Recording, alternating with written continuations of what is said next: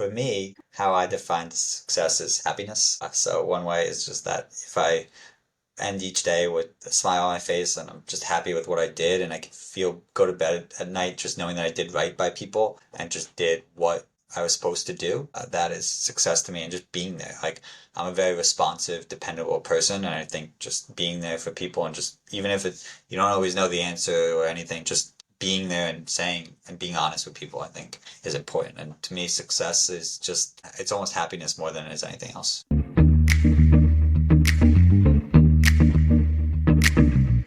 Hi, guys. My name is Andy Mizrahi, and welcome to another episode of Digital Domination for Lawyers podcast. Today, I'm with my very special guest, Joel Crooks of Litman Crooks. And today, he's going to tell us all about his journey from how he got to this place, what kind of law he does, and how he gets the word out, and what makes him awesome. It's the funny thing about lawyers is people always think lawyers back in the 90s and the 80s, lawyers are these evil, sneaky things, but every time I meet a lawyer, they seem to be nicer and kinder and doing more beautiful things than the next. So, than the last person. So, without further ado, welcome, Joel. Thanks, Andy. Excited to be here. So, Joel, first, tell me where you based out of. Yeah, so we're in New York. We have an office in Westchester, New York, in Rybrook, and then we also have a city office. It's on 53rd between 6th and 7th. So we focus primarily out of Westchester, but I go into the city a few times a month, and we definitely have a city practice as well. Nice. What do you guys specialize on? So we specialize in trust and estates, elder law, special needs planning. We also have a special education team. And then we also have a separate side of the firm, the Litman side. They do all corporate work. We kind of run as two separate entities. So there's the corporate side, and then there's the elder law, special needs planning, trust and estate side, which is the corporate side. So how did you get to this place of doing, so you do special needs planning, elder law, and trust and estates, right? So it's all connected, similar, right? So yeah, I mean, you can have it all, and we have clients who do it all, right? So they could have a family who has a child with a disability, so they need special needs planning. They could also then have a mom who needs to go to a nursing home, or they needed Medicaid planning. So we are could be a one shop fits all for somebody if they need everything, or we could just do like the basic will package for a family with young children, or just everyone needs an estate plan. So we do that as well. Right. It's like a whole life cycle of a family. You really help. Wow. Yeah, we really see it from like I have some clients who are very young, and I'm assuming that I'll be with them until they get very old. Hopefully, if all goes well. So we see a lot and hear a lot. Wow, that's beautiful. So how'd you get into this? Yeah. So my dad started the company 35 years ago with Mitchell Litman, the other founding partner, and then after law school, I went to a trust company and I did that for a year and a half. And then eventually he asked me to come join the team. And so I was like, okay, I'll take a shot. I was always figured that it was possible that it was going to happen, that I was going to team up with him and join the firm. And I did it. And if I didn't like it, I guess I could have always left. But I've been here now for 5 years and just continued to grow as an attorney. And I never knew that I wanted to be an attorney, but after being in this type of law and really helping people, it's definitely something that I'm happy that I do and happy to help people on a daily basis. Nice. That's awesome. So you started with this. Which school do you go to again? Yes, I went to Benjamin and Cardozo School of Law. It's in New York City in Union Square. Nice. And I went to Wisconsin undergrad. Oh, wow. That's cool. And I guess you grew up in Westchester. Yeah, I've been in Westchester. Besides college, I've been in Westchester almost my whole life. I had a brief stint in the city, a brief stint in Wisconsin, but I'm a Westchester guy through and through. Nice. Awesome. Like we were saying previously, the New York Knicks have a practice facility there, so yeah, I wish I saw them more. If you see Jalen Brunson, let me know. I think he lives. His dad is a neighbor with one of my friends' parents, and I think Jalen lives right near a show. So okay, maybe he needs to be the next guest on our. All right, that's awesome. So Wisconsin, Cardozo, that's cool. and then you started doing estate planning, and then you got into the family business. That's cool. So one of the things with being a lawyer is, you well, first of all, one of the things I love about what you guys do is you're really helping people on a family by family basis, not just like sucking the blood like these 80s tropes of like these lawyers are evil. It's like, no, you're really like helping the world. Yeah, I mean, definitely. One thing, it's good and it's stressful too, though, right? So if you work at a big law firm and you represent corporations, you mess up the corporation, something happens to the corporation, it's not the end of the world, right? You're not truly impacting and affecting people's lives, but if you mess up with like a Medicaid planning or a special needs planning, someone could lose their government benefits that they've been relying on so much. And so it is stressful that we actually deal with people on a daily basis and affect their lives. But it's also very rewarding. Like we get many people who send wonderful thank you notes and just that messages that they're so happy they couldn't do this without us and that they really are grateful for our work. So it is certainly rewarding, but it has that stressful component as well because they're actually human beings that you're affecting their lives. Right, totally. Uh, Tell me a little bit about so Joel. Tell me about how you help special needs cases. Yeah, so we do it in a variety of ways, but one of the main ways that we do it is there's certain government benefits like SSI and Medicaid in which there's resource tests. They're called means tested benefits. For SSI, someone can only have $2,000 in their name. For Medicaid, it's 31,000 approximately. So those are pretty small amounts. And when a someone's parents pass away, they likely, hopefully, will inherit more money than that. Now, we don't want the people with disability to lose their benefits like their SSI, their Medicaid, or anything that might be helping them with Mhm. their life. So we are able to set up what's called supplemental needs trust and distribute their inheritance into a supplemental needs trust so that they can still maintain their government benefits, but they have a trust where somebody pays for things on their behalf, so they can still benefit from their parents' inheritance as well. So that's one way we do it in estate planning. We also help people like children get on Medicaid if they haven't. I also do 17A guardianships. So when a child with a or anyone when they turn 18, they become a legal adult under the law. And if a child has disabilities and doesn't have capacity to really be make decisions on their own, we go to court and we make sure that we file the petition and we make sure that they get the right guardians, usually their parents, appointed for them. So we do a lot with special needs planning. Those are just a few. It's amazing. So it's like, just to say back to you, there's just a lot to navigate with the financial side of all this. It's like they have a government benefit set up already, and then they have money that comes in, for example, from a passing of a parent. Yep. And then it's like, what does that mean? They don't get their benefits anymore. They don't get their help. And then Right. where does that money go? And who does this stuff, right? Yeah. Yeah, exactly. So we try to make sure that when that happens, that the child is still taken care of and that their disability, their benefits are still being maintained and that they have money in case the parents can feel comfort knowing that they have this money going to a trust that will help pay for things for their benefits. So if that kid needs a new mattress, needs to pay rent, the trust can pay for those things.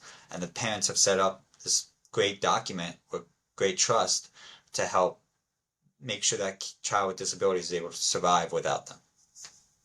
Beautiful. Beautiful. Wow. And then tell me a little bit about elder law. So Yeah. old age home stuff, right?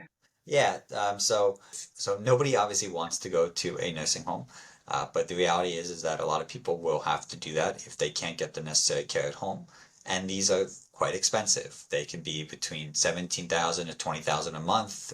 They vary, they range, and so we help families plan for that, whether it's putting their home or other assets into a Medicaid asset protection trust, so that if they don't need to go to a nursing home for 5 years they can then that asset is fully protected and doesn't count towards their eligibility purposes for Medicaid.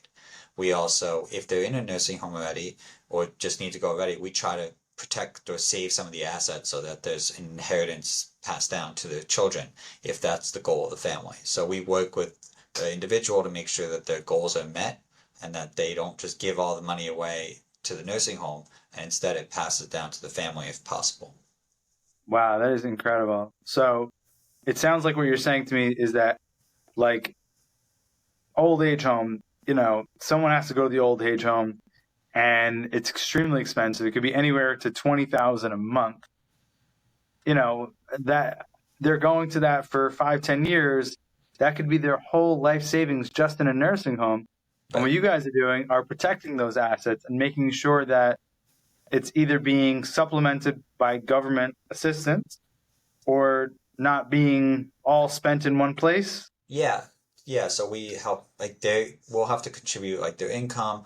But we try to protect as much as we can if they get to us in time, right? So it depends how early they're able to get to us and plan. The later they get to us, the harder it is. So it's important for families to reach out to the elder law or estate planning, really elder law attorneys, to plan for the possibility of it happening as soon as possible. Because the earlier you can plan, the more you can save. My goodness, you are doing the Lord's work. You're saving lives, really. Sometimes You're really, try to. yeah, no, really, you're saving lives, you're saving families, legacies, all that stuff. Like, you know. Yeah, and it's So, not for everyone. I mean, some people's goals, right, are just, what, I'm going to get the best care possible. I'm going to spend all my money. Whatever's left at the end of the day is left at the end of the day. I say, okay, that's your decision. It just depends on the family's goals and their wishes and true. trying to do what's best for that family, and each one is different. You have a point there. That is true. Some old folks just want to live it up, Yeah, comfortable, yeah. kick it in their jet ski, and Yeah, just enjoy their lives or whatever or just make sure they get like there's beautiful facilities out there that where they can spend a lot of their money and just enjoy the end of their life, and their children are doing very well, and so it's not a goal of inheritance because their children have made it on their own, and that's not what they need. They they got it, so they just need to just spend the money, and whatever's left is left. wow, wow. Okay, sounds good. Different strokes for different folks, Yeah, right? yeah. So now that you're saving the world, how do people find out about that you're saving the world? These elder people, like what do you do to let them know about this Yeah, stuff? so we do a lot of speaking engagements. There's certain days, like Westchester County has a senior law day. I volunteer at that. We have a newsletter at our firm that helps give information to people. We try to write articles. We just try to get the word out. Another way is really word of mouth. So I'm hoping when I do help a client that they will then step in or refer a friend who else might need it. That happens from time to time. I have one building actually where she runs the co-op, where she's on the board of directors of the co-op. I helped her out, and now she refers everyone else in the co-op to me. So it just word of mouth is very helpful in our business, but just trying to just get our names out, go to networking events, just putting our face out there. Spectacular, really, really spectacular. So, and I guess that applies to all, like, so that's what you do with the old age home is, get the elder council and all that stuff. What about I guess, special needs? Is that like same Yeah. kind of stuff? Yeah, so I speak at schools, so there's a lot of schools out there that are just meant for children with disabilities, and I go speak at them if they need to try to help, really for the parents. I speak for the parents so they know what type of planning that they need. That's one of the main ways that we might get for special needs planning. Wow, that is spectacular. It's like you could really, the wheels are turning. Like the way you could always start these speeches is like, oh my God, I'm sure you know already. It's like it's like, I don't even want to say it. Like they can, Yeah, I mean, it's really just about, I mean, these families have gone through a lot. Obviously, it's not easy to raise a child with a disability, and they've just gone through the ringer a lot of times. And if they don't even know always the right steps to go, or where they're learning on the fly. So just to have someone there to help guide them through the process and just to talk to is sometimes all they need. And like I have some clients that like to call me almost every day and just like make sure they're doing this exactly the right way because they're just so concerned about losing their child's benefits and making sure they do everything right for their child. Wow, you guys are you're unbelievable. Really, like saving communities and families one family at a time. Really. Well, as we start to wrap up, how can listeners find out more about you guys, more about Litman Crooks?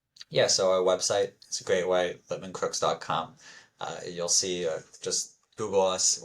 My dad is very well known. He speaks actually, or spoke around the country when he was in his heyday. He doesn't do it as much anymore, but really our website is our main way. We're only in New York, so we're really meant for just people who are located in New York. But the website is the best way. Nice. Anything exciting coming up in the future that you'd like to share with us? No, I just mean every day is just a different day here. So we're just always looking to help people in any way we can and just try to grow our practice and get more people in the door to just for them to learn about what options they do have and what choices they need to make. Nice. My last question is, love asking this final question. How do you define success professionally, personally, spiritually? What does that mean to you? Yeah, so for me, how I define success is happiness. So one way is just that if I end each day with a smile on my face and I'm just happy with what I did and I can go to bed at night just knowing that I did right by people and just did what I was supposed to do. That is success to me and just being there. Like I'm a very responsive, dependable person and I think just being there for people and just even if you don't always know the answer or anything, just being there and saying and being honest with people, I think is important. And to me, success is just it's almost happiness more than it is anything else. Wow. As we wrap up, I want to say thank you to my awesome guest, Joel Crooks of Litman Crooks, helping the elderly, helping the special needs community, estate planning, saving lives one family at a time, based at Westchester and basically New York. You guys are amazing. Thank you so much. Thanks for having me, Andy. This was a blast and I really appreciate it. My pleasure.